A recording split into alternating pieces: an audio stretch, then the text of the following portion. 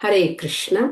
ఈరోజు మనము హరినామ చింతామణిలో భాగంగా గురువులు, ఆధ్యాత్మిక గురువులను అగౌరవపరచడం, వారు చెప్పినటువంటి ఆదేశాలను ఉల్లంఘించడం, ఇవన్నీ కూడా అపరాధంగా చెప్పబడుతుంది.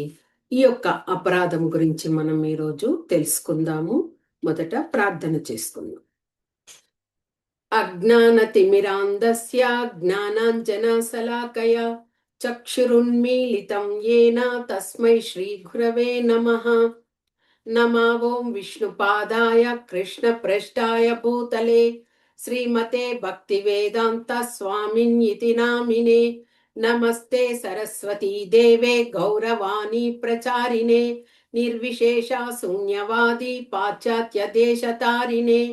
జయ శ్రీ కృష్ణ చైతన్య ప్రభు నిత్యానంద శ్రీ అద్వైత గదాధర శ్రీవాసాది గౌర భక్త బృంద.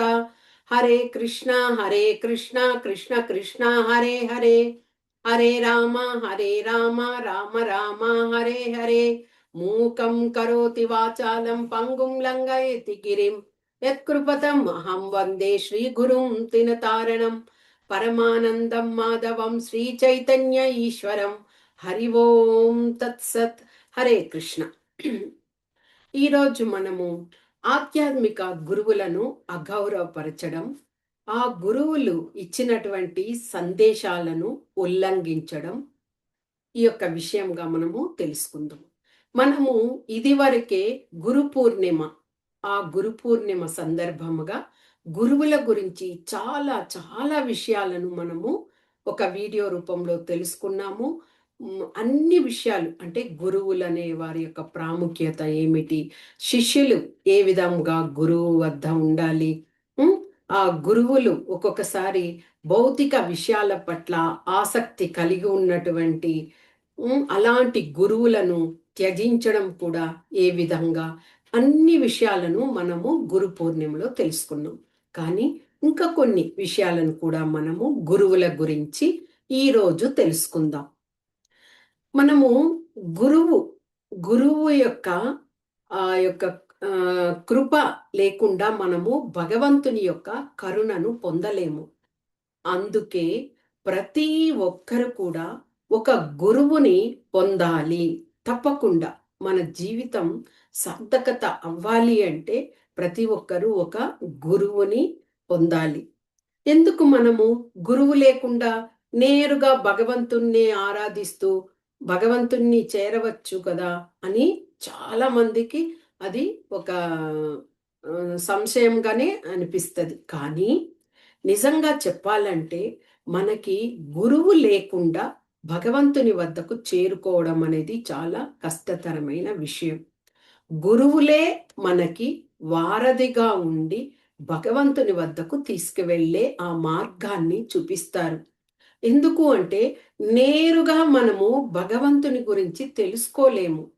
గురువు అన్నవారు ఉండడం వలనే వారు భగవంతుని యొక్క భగవద్ విజ్ఞానాన్ని, భగవంతుని యొక్క గుణ రూప లీలలు వివరణ అన్నీ కూడా మనకు తెలియచేయడం వల్ల, ఇంకా మనకు భక్తిలో పురోగతి సాధించే విధానాల్లో తెలియచేయడం వలన మనకు గురువుల ద్వారానే భగవంతుణ్ణి మన కరుణను పొందగలుగుతాము. అందుకే గురువులు అన్న స్థానం అనేది చాలా ముఖ్యమైనది. తల్లి, తండ్రి, గురువు, దైవం. గురువు తర్వాతనే దైవాన్ని చెప్పారు, ముందుగా దైవాన్ని చేర్చలేదు. అంటే మనకి భగవంతుడు ఉన్నాడు అని తెలియచేసేది గురువు మాత్రమే. తల్లిదండ్రులు, గురువు, వారు మాత్రమే మనకు తెలియచేస్తారు. సరే, మనకి గురువు అని చెప్పినప్పుడు ఎవరు గురువు? గురువు అంటే ఆయన భగవంతుని యొక్క ప్రతినిధిగా ఎన్నుకోబడ్డ వారనమాట. అంటే భగవంతునికి నేను సేవకుడిని అనే ఆ దృక్పథంతో ఉన్నవారే గురువులుగా చెప్పబడతారు. ఇక ఆ విధంగా మనకి భగవద్గీతలో కూడా చెప్పి ఉన్నారు, ఒక గురువుని పొందడము అనేది ఎంత వినయంతో ఆ గురువుని చేరాక మనము ఒక భక్తులుగా, శిష్యులుగా గురువు నుంచి ఆ విషయాలన్నీ మనము ఎలాగా తెలుసుకోవడము అనేది మనకి 4.34 శ్లోకాలు కూడా చెప్పున్నారు. తద్విద్ధి ప్రణిపాతేన పరిప్రశ్నేన సేవయా ఉపతేక్ష్యంతి తే జ్ఞానం జ్ఞానినస్తత్వదర్శినః. అంటే శ్రీకృష్ణ భగవంతుడంతటి వారు కూడా, ఆయన దేవాది దేవుడు, ఆయన కూడా గురువును పొంది ఉన్నారు. అంటే ఆయన మనకు ప్రామాణికతను చూపించారు. గురువు లేకుండా మనుగడను సాధించలేరు ఎవ్వరు కూడా అని మనకు ప్రామాణికతను ఆయన చూపించారు. ఇంకా ఎలాగా అలాగ గురువుని పొందడం వల్లనే మనము వారి వద్ద వినయంగా ఉండి పరిపరి విధాల మనకి ఎన్నో సందేహాలు ఉంటాయి. వాటిని అన్నింటినీ కూడా ఆ గురువుని అడిగి ఆ సందేహాలన్నింటినీ తెలుసుకొని చక్కగా మనము పురోగతి సాధించగలుగుతాం. అంటే మనకి ఆ గురువులనే వాళ్ళు ఆ స్థానంలో ఉండి మనల్ని ముందుకు తీసుకొని వెళ్ళేవారుగా ఉంటారు. ఎందుకు? వాళ్ళు ఆత్మదర్శులు, తర్వాత జ్ఞానదర్శులుగా ఉంటారు కాబట్టే వాళ్లకు అంతటి స్థానం అనేది ఉన్నది. ఇక జీవుడు తీసుకున్నప్పుడు 84 లక్షల జీవరాశులలో 4 లక్షల జీవరాశులుగా మాత్రమే ఈ యొక్క జీవులుగా మనం ఉన్నాము. ఒక సెన్స్ కలిగిన వాళ్ళుగా. అంటే మనము ఆ జన్మను సార్థకత చేసుకోవాలి అంటే తప్పకుండా భగవంతునికి సేవ చేయాలి. భగవంతుడు ఇచ్చినటువంటి ఈ శరీరాన్ని భగవంతుడి సేవ కోసమే మనము అర్పించాలన్నమాట. అలాగా కాకుండా మనము ఒక జంతువులాగా ఈ జన్మను సార్థకత చేసుకొని అలాగే మరణించడం, తిరిగి పుట్టడం అలాగా చేసుకోకూడదు. మనకి ఇచ్చిన ఈ జన్మను భగవంతుని కోసం వెచ్చించి ఆ యొక్క సార్థకతను చేసుకోవాలి.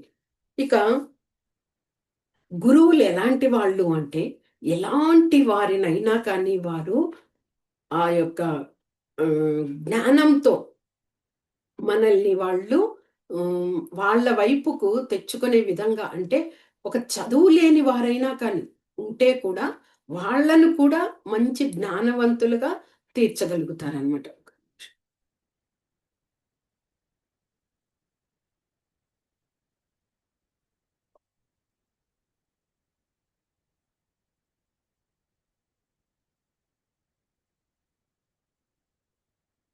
అందుకే గురువుని చెప్తారు. అంటే అజ్ఞానాంధకారంలో ఉన్నటువంటి మనల్ని జ్ఞానవంతులుగా తీర్చగలిగే వాళ్ళే గురువులు. మీకు ఇది వరకే ఇది చెప్పిన విషయమే. ఒకసారి శ్రీరంగంలో శ్రీ చైతన్య మహాప్రభుల వారు ఆ మందిరంలో ఉన్నప్పుడు ఆయన చైతన్య విధంగా ఆయన ప్రచారం చేస్తున్నారు. అలాంటి సమయంలో అక్కడ చాలా మంది శిష్యులు గుమికూడి ఉన్నారనమాట. అక్కడ చైతన్య మహాప్రభు ప్రవచనం చేస్తున్నప్పుడు చివరగా చాలా దూరంలో ఒక భక్తుడు కూర్చొని ఒక భగవద్గీత బుక్కును అటు ఇటు తిప్పుతూ చూస్తున్నాడనమాట. ప్రవచనం అంతా ముగిసాక చైతన్యుల వారే అతడు ఒక పేద బ్రాహ్మణుడు. అతని వద్దకు వెళ్ళి నీవేం చేస్తున్నావు అని అడిగినప్పుడు ఆయన, నేనెప్పుడు కూడా నేను చదువు రాని వాడిని, నాకేమీ తెలియదు, కాకపోతే ప్రతిరోజు నేను ఈ మందిరంలో చాలా మంది పండితులు వచ్చి ప్రవచనాలు చెప్తుంటారు, గురువులు, అవన్నీ నేను శ్రవణం చేసుకుంటూ ఉంటాను.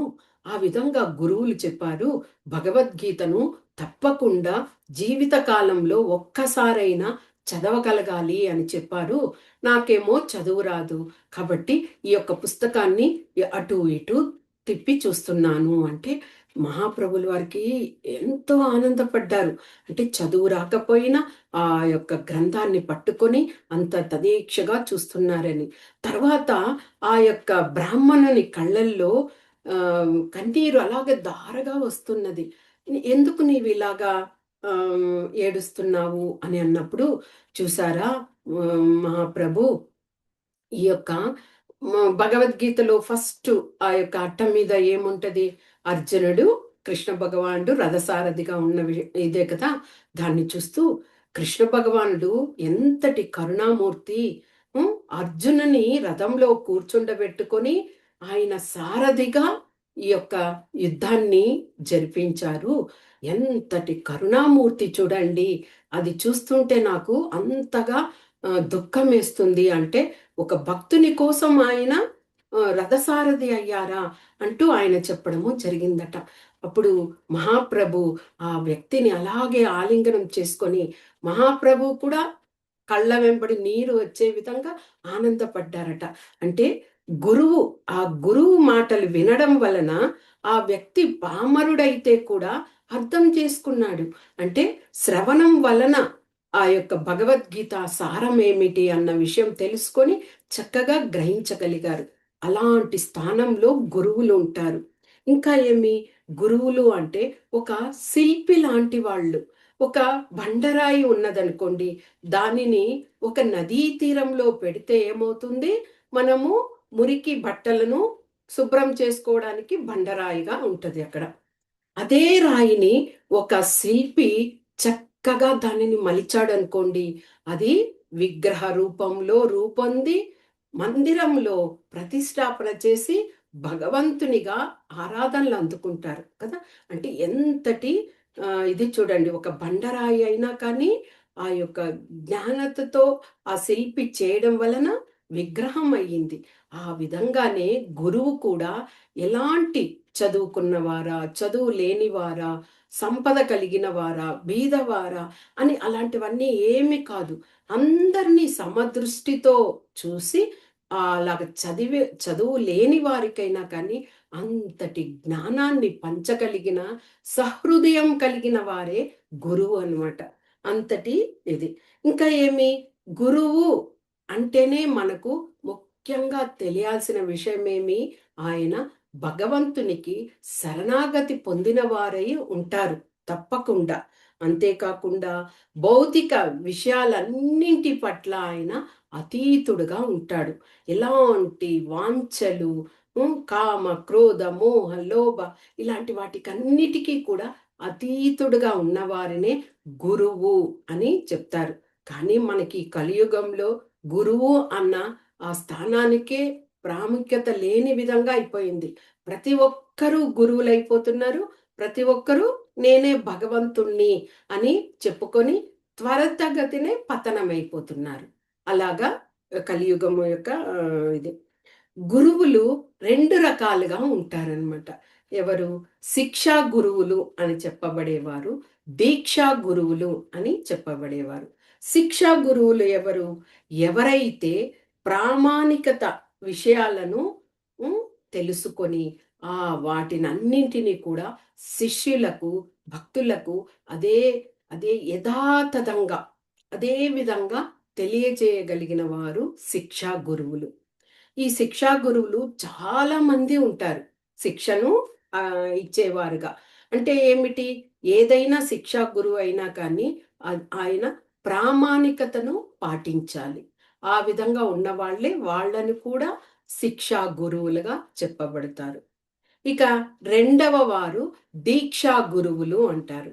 దీక్షా గురువులు అనేటువంటి వారు మనకి హరినామ మంత్ర దీక్షను ఇస్తారు. ఇలాంటి దీక్షా గురువులు ఒక్కరుగా ఉంటారనమాట. అంటే ఆ గురువుల నుంచి తరువాత వారి నుంచి దీక్షలు తీసుకున్న గురువులు మళ్ళీ చాలా అనేక మంది ఉంటారు. అలాగా దీక్షా గురువైనా కానీ శిక్షా గురువైనా కానీ ఇద్దరిని సమానంగా గౌరవించాలి. గురువు అన్న ఆ స్థానాన్ని మనము ఇది చేసుకోవాలి. మరి గురువులు గురువులు అంటే వాళ్లకు ఒక ప్రత్యేకమైన అర్హతలు ఉన్నాయి. గురువు అంటే ఇలాగే ఉండాలి, వారే గురువులు. అలాంటి అర్హతలు ఏమిటి అంటే, ఏ గురువైనా కానీ గురు పరంపర నుండి వచ్చిన వారై ఉండాలి. మనము వాళ్ళను తెలుసుకోవాలి అంటే తప్పకుండా మనం ఎవరినైతే గురువుగా ఎంచుకోబోతున్నామో ఆ గురువుకి ఒక గురువు ఉంటారు, ఆ గురువుకి గురువు ఉంటారు. అలాంటి గురువులు పరంపర అలాగే కొనసాగి ఉండాలి. ఒక్క గురువు మాత్రం మా గురువు ఇతను అనేసి నేను గురువు అంటే అది గురువు స్థానం కాదు. పరంపరలో ఉండి ఉండాలి గురువు అనేవారు. అలాంటి వారినే మనము గురువుగా ఎంచుకోవాలి. ఇంకా రెండవ ముఖ్యమైన విషయం ఏమిటి? వాళ్ళు తప్పకుండా భక్తియుత సేవను చేసేటువంటి వారే అయి ఉండాలి. గురువు అంటే తానే గురువు, తానే భగవంతుడు అనే చేసే గురువులు చాలామంది ఉన్నారు. అలాగా కాదు. గురువు ఎప్పటికీ సేవకుడు. సేవకుడు అంటే ఎవరికి? భగవంతుడికి సేవకుడు కాబట్టి ఆయనకు భగవంతునికి గురువు తప్పకుండా శరణాగతి పొంది భక్తి చేస్తూ ఉన్నటువంటి వ్యక్తి అయి ఉండాలి. అతడే గురువు. ఇంకా ఇంకొక అర్హత ఏమిటి? ఏ విషయమైనా కానీ మనకు యథాతథం. ఇక్కడ చాలా మందికి దీనికి కూడా అనుకుంటారు. ఇప్పుడు కొంతమంది అలాగే పుస్తకాల్లో ఉన్నవి, శాస్త్రాల్లో, గ్రంథాల్లో ఉన్నవి చదువుకొని అలాగే చెప్పేస్తారు అని అలాగా కొంతమంది ఇది చేస్తారు. కానీ అదే నిజమైన విషయము. ఎందుకంటే ఈ శాస్త్రము అనేది మనకు ప్రామాణికత. ఆ ప్రామాణికతగా వచ్చిన విషయాన్ని మనము మన గురువు నుంచి విని ఉంటాము. ఆ విషయాన్నే మనం తెలుసుకుంటాము. ఆ విషయాన్నే మనము ఇతరులకు తెలియచేస్తాం. అదే ప్రామాణికత. అలా కాకుండా స్వంతంగా అంటే లౌకికమైన విషయాలుగా, భౌతిక ఆ యొక్క విషయాలను జొప్పించి, ఆ విధంగా తెలియచేస్తూ వెళ్తారు కదా! అవంతా కూడా అది నిజమైన, సత్యమైన విషయంగా మనము తీసుకోకూడదు. ప్రామాణికత కలిగినది పరంపరగా అలాగే వస్తది. చెప్పిన విషయమే మనము చెప్తాం. మన దగ్గర విన్న విషయాలే ఇతరులకు చెప్తారు. అంటే ఆ యొక్క భగవంతుని గురించి మనము ఆ భగవత్ విజ్ఞానాన్ని పంచుతున్నాం గాబట్టి అదే తెలియచేయాలి. మనం వేరే యొక్క విషయాల్ని దాంట్లో ఇది చేయకూడదు. అది అందుకనే అర్హత గురువుకి ఇవే అని చెప్తున్నారు. ఇంకా గురువు అనేటువంటి వారు బ్రాహ్మణుడో, లేకపోతే ఒక గృహస్థుగానో, ఒక సన్యాసో, హ్మ్, శూద్రుడో ఎవరైనా అయి ఉండొచ్చు ఆ గురుస్థానంలో. దానికి కుల, మత భేద ఇలాంటివేమీ ఉండదు. ఎవరైనా అయి ఉండొచ్చు. కానీ ఎవరై ఎవరైనా ఉంటే కూడా వాళ్ళు తప్పకుండా మనము ఇదివరకు తెలుసుకున్నట్లుగా వాళ్ళు భక్తి సేవను చేసేవారిగా ఉండాలి. అలాంటి వారే ఎవరై ఉంటే కూడా వారిని మనము గురువుగా ఎంచుకోవచ్చు. మరి ఇంతటి అర్హతలు, ఇంతటి ప్రాముఖ్యత గురువు అంటే ఈ విధంగా ఉండాలి అని తెలుసుకున్నాం కదా! మరి ఆ గురువులు మనల్ని అందరినీ ఎలాగా ఆ పురోగతిలోకి తీసుకువెళ్తారు? ఆ భక్తియుత సేవలో మనల్ని ఉంచుతారు? భగవంతుని గురించి మనకు తెలియచేస్తారు అంటే వాళ్ళు ఇదివరకు మనము అనుకున్న విధంగానే భగవంతుని యొక్క ప్రతినిధులు. భగవంతుడు చేశారు వాళ్ళను. కాబట్టే వాళ్ళు తప్పకుండా ఆ యొక్క శాస్త్ర ప్రామాణికతని వాళ్ళు మనసులో ఉంచుకొని వాళ్ళు ఈ విధంగా ఆ స్థానాన్ని పొందుతారు. గురువంటే ఎవరు? మనము ఇదివరకు చెప్పిన విధంగానే గురువు ఒక ప్రతిబింబంలాగా, ఒక అద్దంని చూసినప్పుడు మనకి మన ఫేస్ ఎలాగ తెలుస్తదో, ఆ విధంగా గురువు కూడా ఆయన అచ్చము అలాగే భగవంతుని యొక్క ఆ యొక్క వివరణను మనకి యథాతథంగా అందరికి కూడా వివరించే యొక్క స్థానంలో కలిగినటువంటి వ్యక్తి. గురువు అంటే ఒక తోటమాలి. ఒక తోటమాలి ఏం చేస్తారు? తన యొక్క తోటలో ఆహ్, ఒక విత్తనాన్ని నాటి, దాన్ని చక్కగా నీరు పోసి, అది ఆకులు, కాయలు, కాండాలు, పువ్వులు అంతా వచ్చాక ఆ యొక్క ఫలాన్ని తీసుకుంటాడు. అందరికీ ఇస్తాడు కదా! అదే విధంగా గురువు కూడా ఒక భక్తుని యొక్క హృదయంలో ఒక బీజం ఏమిటి? హరినామం. భగవంతుని యొక్క నామాన్ని నాటి, దానికి చక్కగా సాధన చేయించి, ఆ యొక్క బీజము అలాగే భగవంతుని వద్దకు చేరుకునే విధంగా వెళ్ళి అక్కడ పుష్పించి భగవంతుని పాదాల వద్ద ప్రణమిల్లే విధంగా చేసేటువంటి శక్తిని ఒక్క గురువు మాత్రమే కలిగి ఉంటారు. అలాంటి వారు. ఇక గురువు అంటే ఎవరు? వారధి లాంటి వారు. మనకి భగవంతునికి మధ్య ఉండి మనల్ని చేయి పట్టి భగవంతుని వద్దకు తీసుకొని వెళ్ళగలిగిన శక్తి కలిగినటువంటి వారే గురువులు. ఇంతటి విషయాలు గురువులో ఉన్నాయి కదా! అలాంటప్పుడు మనము ఆ గురువు పట్ల అగౌరవంతో, అంటే అగౌరవాన్ని ప్రదర్శించామనుకోండి, అది ఎంతటి అపరాధం. మన కోసం ఆ గురువు త్యాగం చేస్తున్నారు. ఎంత ఇదిగా భగవంతుని యొక్క విషయాలను మనకి గ్రహించి అన్నీ తెలియచేస్తూ అలాగా ఉన్నప్పుడు మనము గురువు పట్ల ధిక్కరించడం కానీ, అగౌరవపరచడం కానీ, తర్వాత వారు చెప్పిన విషయాలను ఉల్లంఘించడం కానీ అలాగ చేయడము చాలా అపరాధం.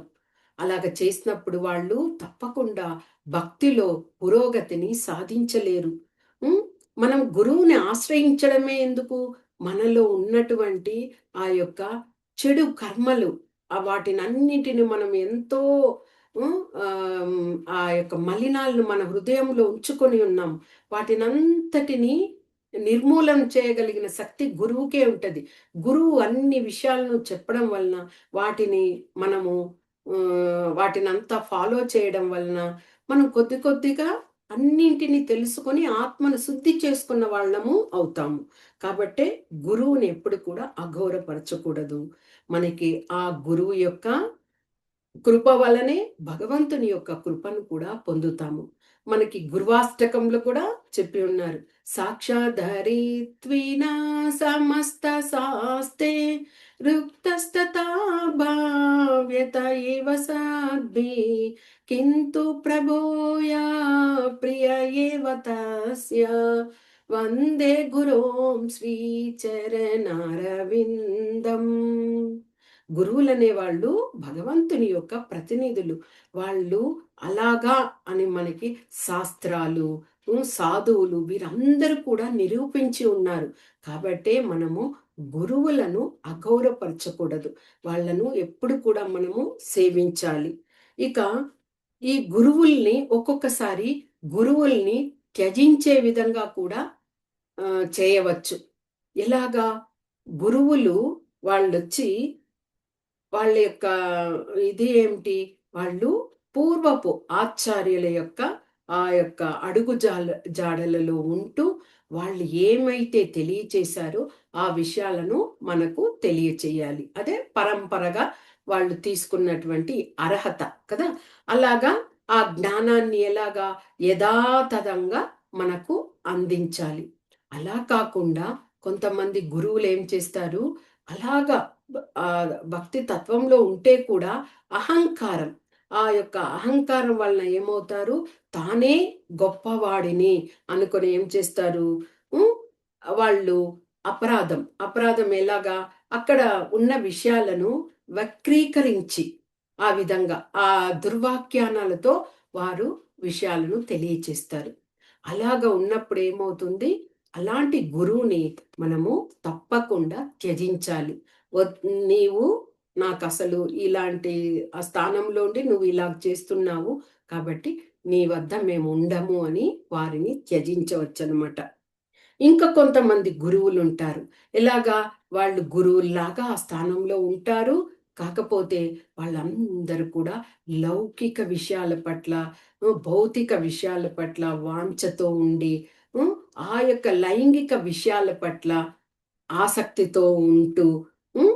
భౌతిక వాటిని ఏది విడిచిపెట్టకుండా అలాగా ఉంటూ అందులోనే తేలియాడుతూ ఉంటారనమాట. అంటే మనం ఒక గురుస్థానంలో ఉండి, మనము ఈ విధంగా ఉంటే, మనతో ఉన్నవాళ్ళు ఏ విధంగా ప్రవర్తనలో ఉంటారు అని కూడా గ్రహించకుండా వాళ్ళు అలాంటి మాయ చేత కప్పబడి, మోసపూరితంగా కపట గురువుల్లాగా అలాగా ఉంటారు.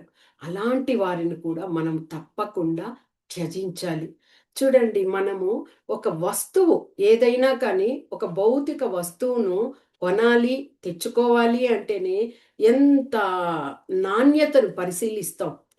ఇది మనమిచ్చే ఆ డబ్బుకి ఇది కరెక్టేనా? కాదా? అని అంతటి నాణ్యతను పరిశీలించినప్పుడు, మనము ఒక గురువుగా పొందే వ్యక్తిని ఇక మనం ఎంత జాగ్రత్తగా గ్రహించాలి ఆ గురువుని కదా! కాబట్టే అలాగా ఎవరైతే ఆ యొక్క భక్తియుత సేవను చేస్తూ, నేను కాదు భగవంతుడు, భగవంతుడికి నేను సేవకుడిని అంటూ మాటి మాటికి ఆ విధంగా శిష్యులకు తెలియచేస్తూ ఉంటారో, అలాంటి వారే గురువుగా మనం తీసుకోవాలి. మిగతా అలాగా కాకుండా ఉంటే వాళ్ళని తప్పకుండా పరిత్యజించాలి. అదే విధంగా శిష్యులు కూడా, గురువు కూడా శిష్యుల్ని పరిత్యజించొచ్చు. ఇలాగా గురువు అంతటి స్థానంలో ఉండి, ఆ విధంగా శిష్యులకు తెలియచేస్తున్నప్పుడు, గురువు చెప్పే విషయాలనంతా వినకుండా దానికి వ్యతిరేకంగా దిశలో ఉండడము, లేకపోతే అగౌరవంగా ఇదిగా చేయడము గురువుని చూసి.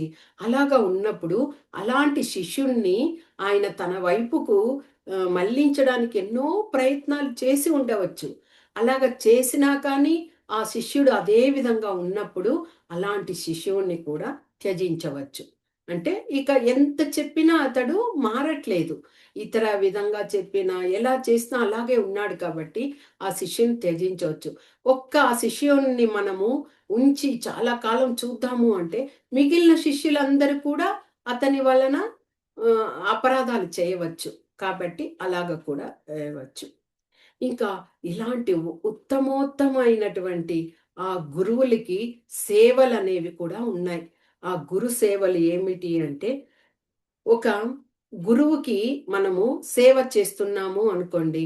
ఆ సేవ చేసేటప్పుడు ఇతరుల ఎవరైనా అక్కడ ఉంటే వాళ్ళకు మనము వాళ్ళని మనం పూజించకూడదు. అంటే మన గురు స్థానంలో ఉన్న గురువును మాత్రమే మనము పూజించాలి.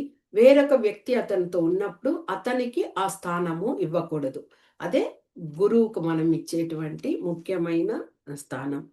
ఇక ఎప్పుడు కూడా మనం గురువుకి నేను ఎలాగా గురువు ఎలాగా భగవంతుడికి నేను సేవకుడిని అనుకుంటూ ఉన్నారో, అదే విధంగా మనము కూడా గురువుకి నేను సేవకుడిని, హ్మ్, సేవకులకి సేవకుడిని అనే ఆ తత్వంతోనే మనము గురువు వద్ద మెలగాలి.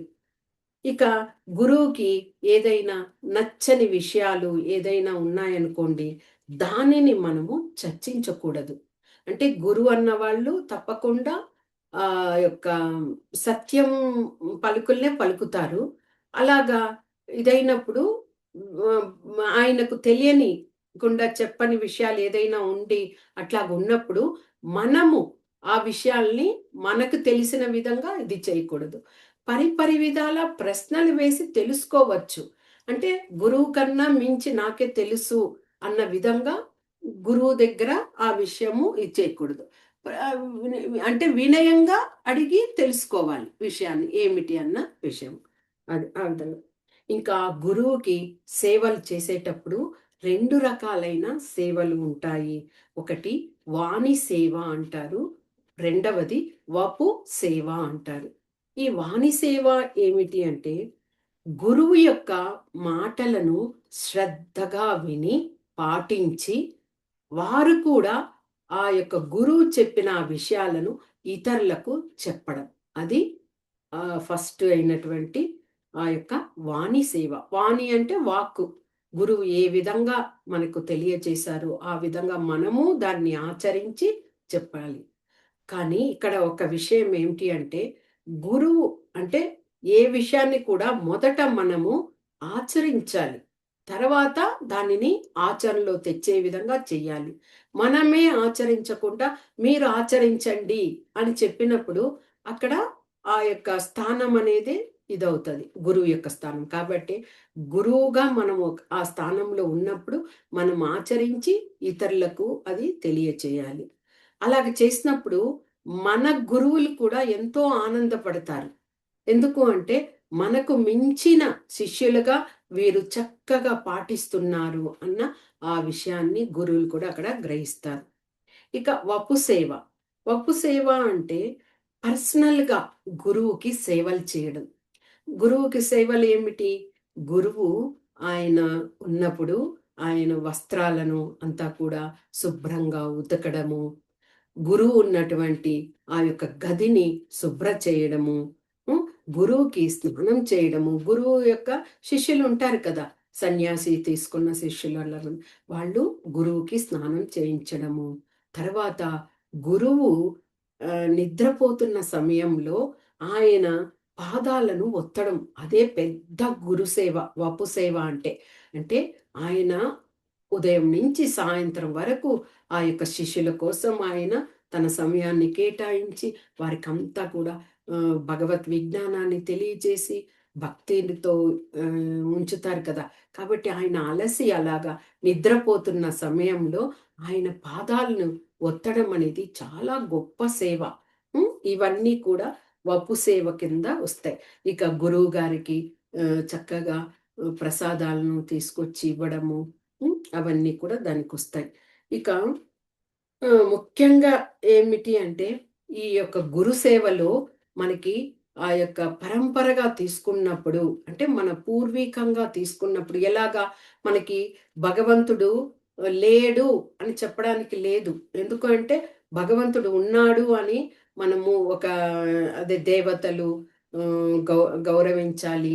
భగవంతుని సమంగా చూడకూడదన్న ఆ యొక్క దీంట్లో కూడా తెలుసుకున్నాము. ఒక వ్యక్తికి తాత ఎలాగా సొంతంగా ఉంటారో, ఆ విధంగా భగవంతుడు కూడా మనకి సొంతం. ఎలాగా? మనము చూడకపోవచ్చు. కానీ మన పూర్వీకులు చూసున్నారు. మన పూర్వీకులుగా అంటే శాస్త్ర ప్రకారం తీసుకున్నప్పుడు నారద మహర్షి, వ్యాస మహర్షి వీళ్ళందరూ చూసున్నారు కదా! వాళ్ళందరూ మనకి ఇదిగా వచ్చారు కదా! పరంపరంగా వచ్చిన వాళ్ళమే. కాబట్టి అలాగ గ్రహిస్తామే. ఆ విధంగా గురువు అనే ఆ స్థానాన్ని మన పరంపరలో చూసుకున్నప్పుడు విదురుడు మైత్రేయ ఋషిని ఆ గురుస్థానంలో ఉంచి చూసుకున్నారు.